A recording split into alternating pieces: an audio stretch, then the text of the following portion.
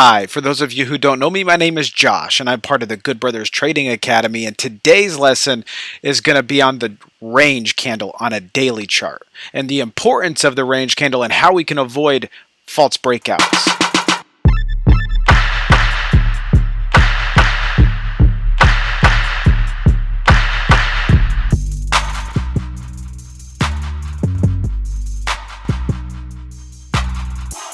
But first, I'm brand new to YouTube. Hit the like button. Don't forget to subscribe to the channel and hit the notification bell. So every time we come out with new content, you'll be first to be notified. Now, first and foremost, the thing we have to know is every single candle has its range.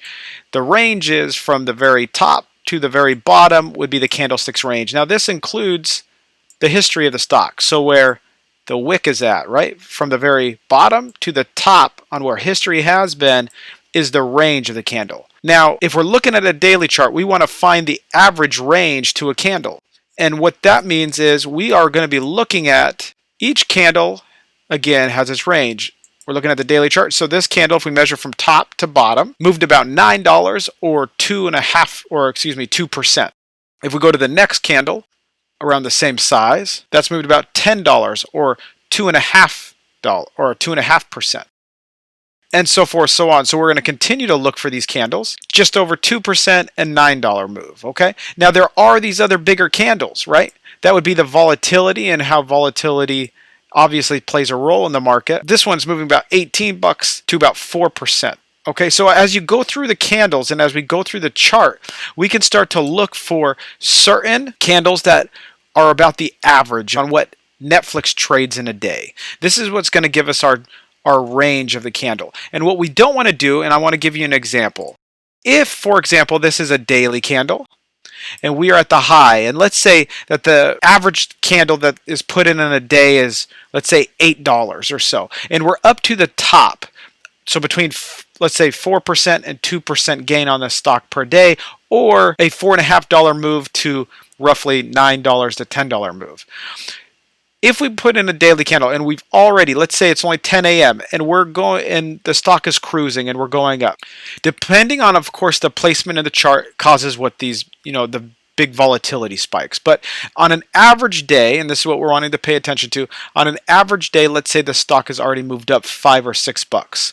And on a 30-minute chart, we have another pattern being put in at the top. Okay, we're going to use smaller candlesticks because it's a 30-minute time frame is smaller than a daily time frame, right?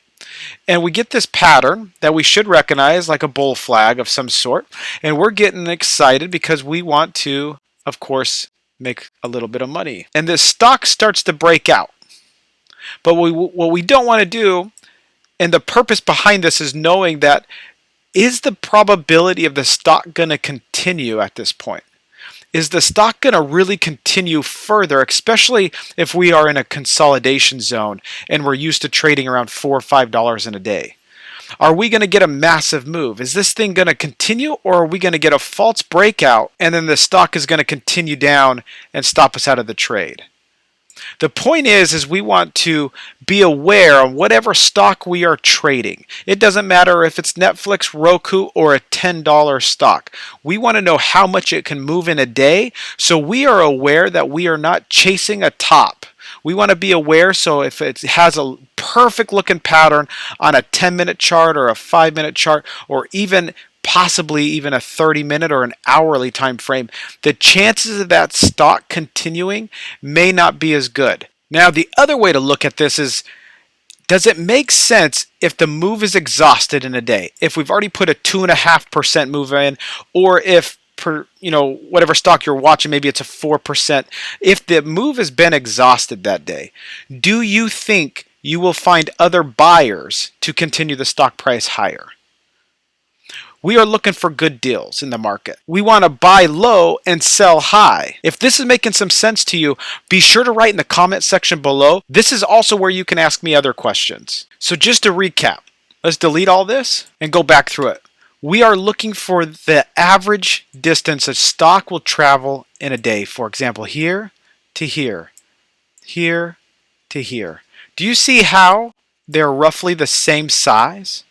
And that's what we want to be paying attention to, is taking the average of these candlesticks on a daily chart, paying attention how big these candlesticks are.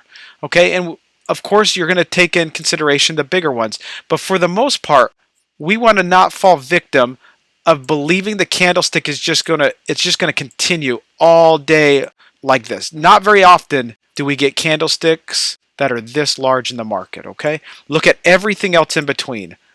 Look how big these ones are. So pay attention to the range of the candle before taking breakouts. If you think this information is useful, be sure to share it with a friend. And if you would like more information on what stocks to trade for percentage growth in your account, click on the next video.